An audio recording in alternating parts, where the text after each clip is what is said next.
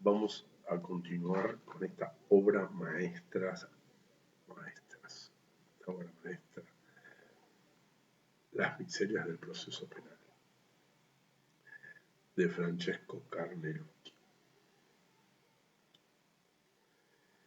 Poesía pura. Y hablando, no sé si de poesía, pero sí de géneros literarios, como pueden ser las novelas, existe un libro denominado El Proceso, escrito por Franz Kafka, más conocido por su obra La Metamorfosis, Carta al Padre, ¿sí? Murió relativamente joven, a los 40 años, nació en Praga. Y El Proceso, bueno, es un libro que deben leer también. No sé si obligatoriamente, pero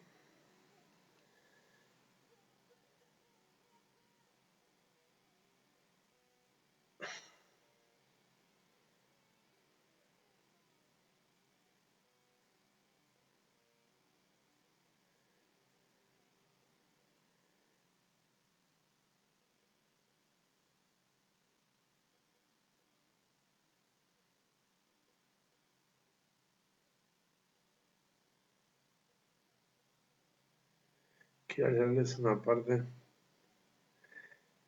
en donde, bueno, tienen que leer la novela. Dice, en realidad, la ley no permitía una defensa, solo la toleraba.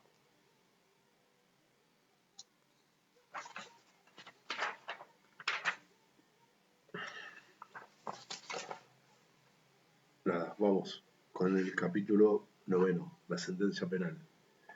Reconstruida la historia, aplicada a la ley, el juez absuelve o condena.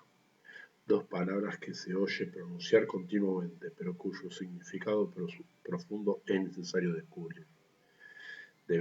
Deberían querer decir el imputado es inocente o culpable. El juez debe, sin embargo, escoger entre el no del defensor y el sí del Ministerio Público. Pero, ¿y si no puede escoger?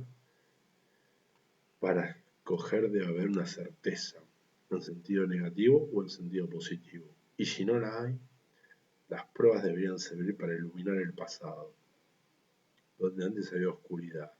Y si no sirven, entonces, dice la ley, el juez absuelve por insuficiencias de prueba. ¿Y qué quiere decir eso? No que el imputado es culpable, pero tampoco que es inocente.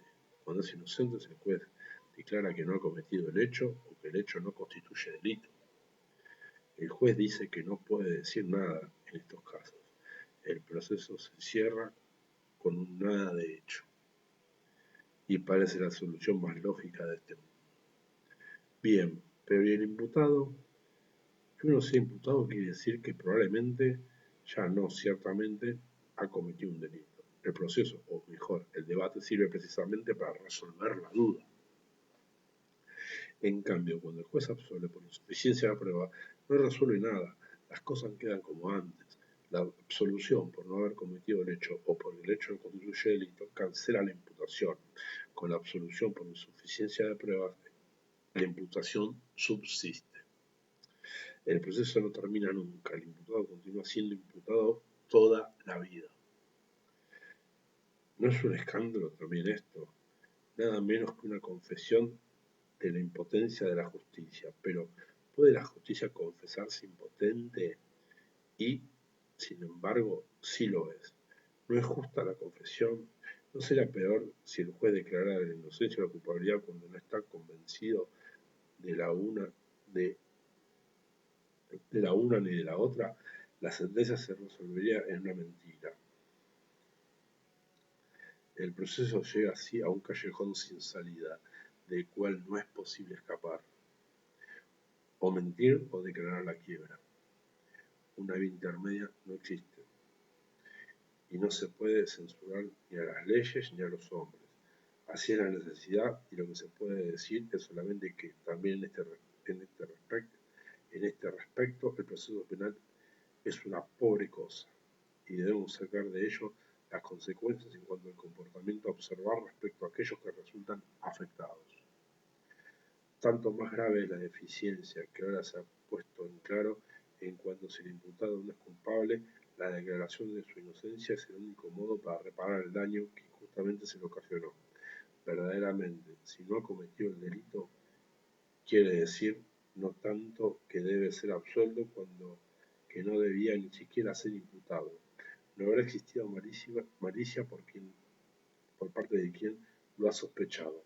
Habrá sido uno de aquellos errores a los cuales, desgraciadamente, nosotros, los hombres, estamos irreparablemente sujetos. La culpa será de las circunstancias que han engañado a la policía, al Ministerio Público, al juez instructor, pero en suma ha existido un error. La sentencia de absolución por no haber cometido el hecho o por inexistencia de delito contiene no solamente la declaración de la inocencia del imputado, sino al mismo tiempo la confesión del error cometido por aquellos que lo han arrastrado al proceso. Al poco que se reflexiona, aparece claro que los errores judiciales, aún de gran importancia, son mucho más numerosos de lo que se cree. Toda la sentencia de absolución, excluida la absolución por insuficiencia de pruebas, implica la existencia de un error judicial. Todas las sentencias de absolución, excluida la absolución por insuficiencia de pruebas, implica la existencia de un error judicial. La gente cuando oye hablar de error judicial piensa en el pobre panadero, esto es, en el error descubierto después de la condena durante la expiación e incluso cuando el condenado ha terminado de penar. Estos son ciertamente los casos más dolorosos, pero forman parte de una serie incomparablemente más numerosa. Con las estadísticas en mano y puesto que toda vez las providencias de absolución se resuelven en la comprobación de un error judicial, vendría a la luz que habrían estremecer. La gente cuando el juez absuelve, especialmente en los procesos célebres, ensalza la justicia, y tiene razón, porque es siempre una fortuna y un mérito darse cuenta del error. Pero entre tanto el error ha ocasionado sus daños. ¿Y qué daños? Estos daños, ¿quién los repara? No se debe confundir, ciertamente, la culpa con el error profesional. Esto quiere decir que las equivocaciones que no se deban atribuir a impericia, negligencia e imprudencia, sino, por el contrario, a la insuperable limitación del hombre, no dan lugar a responsabilidad de quien las comete. Pero es precisamente esta irresponsabilidad la que señala otro aspecto en desmérito del proceso penal. Es un hecho que este terrible mecanismo imperfecto e imperfectible va con todo, ¿verdad?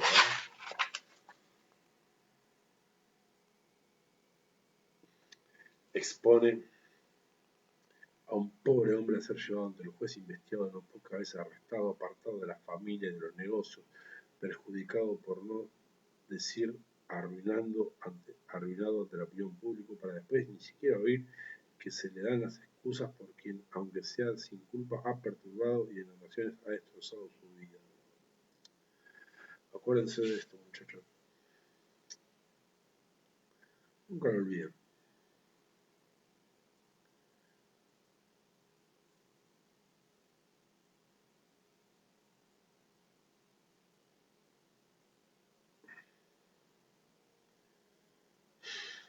Son cosas que desgraciadamente suceden y una vez más, aún sin protestar, no deberemos al menos reconocer la miseria del mecanismo, que es capaz de producir estos desastres y que hasta incapaz de no, y que es hasta incapaz de no producirlos. Menos mal cuando el error es reconocido relativamente pronto, antes del debate, con la absolución por parte del instructor o a lo más al final del debate de primer grado, pero no son raros los casos en los cuales después de la primera condena la absolución llega más tarde, al final de un vía crucis que no es raro dure algunos años. Aquel diplomático italiano que fue acusado de haber matado a la mujer en Tailandia ha pasado 14 años en prisión preventiva antes que, con la absolución pronunciada hace tiempo por la Corte de Apelación de Bolonia, se haya reconocido su inocencia.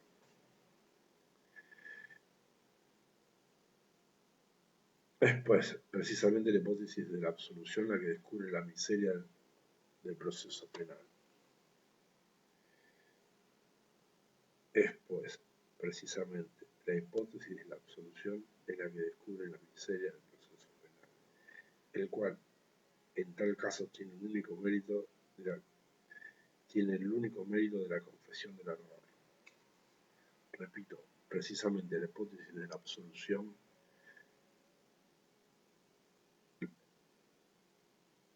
la que descubre la miseria del proceso penal.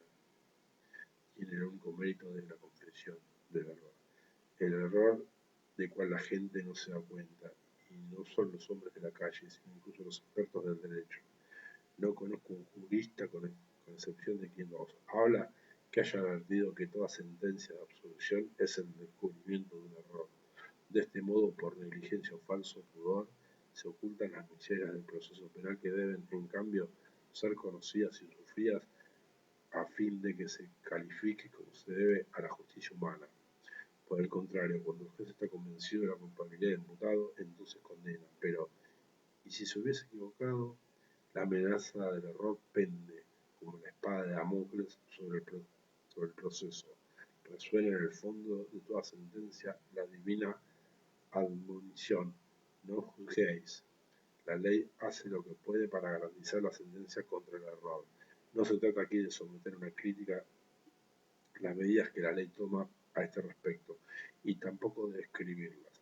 La gente sabe, poco más o menos, que la sentencia de primer grado puede ser revisada por el juez de apelación y la sentencia de apelación por la Corte de Casación. Y no sería en absoluto útil explicar este mecanismo complicado y tampoco hacer observar sus graves y, después de todo, irremediables defectos.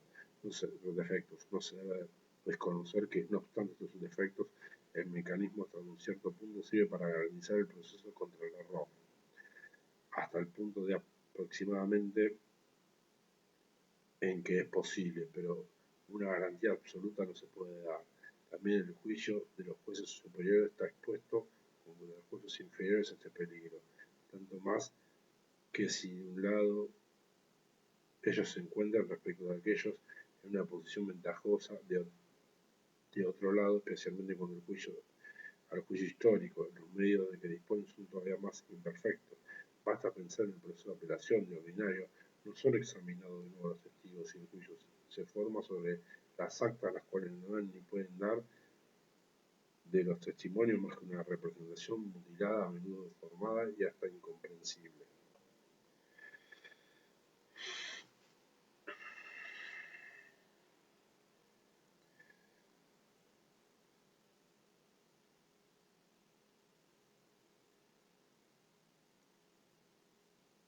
Los medios de que se disponen son todavía más imperfectos. Basta pensar que en el proceso de apelación de ordinario no son examinados de nuevo los testigos y el juicio se forma sobre las actas, las cuales no dan ni pueden dar de los testimonios más que una representación mutilada, a menudo deformada y hasta incomprensible.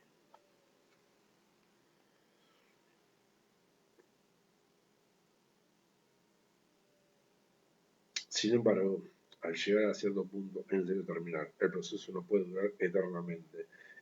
Es un final por agotamiento, no por obtención del objeto. Un final que se asemeja a la muerte más que al cumplimiento. Es necesario contentarse, es necesario resignarse. Los juristas dicen que al llegar a un cierto punto se forma la cosa juzgada, y quiere decir que no se puede ir más allá. Pero dicen también res judicata pro veritate haber. La cosa juzgada no es la verdad, pero se considera como verdad. La cosa juzgada no es la verdad, pero se considera como verdad. En suma, es un subrogado de la verdad.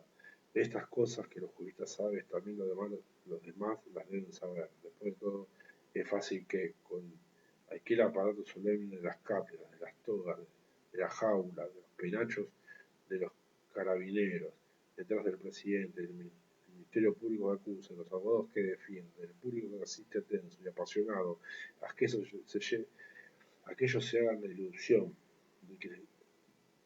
de que la que sale de los labios de los jueces al final sea la verdad, y pues también y puede también ocurrir que sea la verdad. Sin embargo, nadie lo sabe. Puede ser así, puede, pero puede también no ser. En Asís, un día hablando del preso, lo he definido con estas palabras: uno que puede ser culpable. He tenido la impresión de que quienes me escuchaban hayan querido horrorizarme, pero son las cosas que se deben saber a los fines de la civilidad. No, no puedo evitar que se me ponga una piel de gallina, de verdad. Hacemos un cortecito y viene el capítulo 10, el cumplimiento de la sentencia.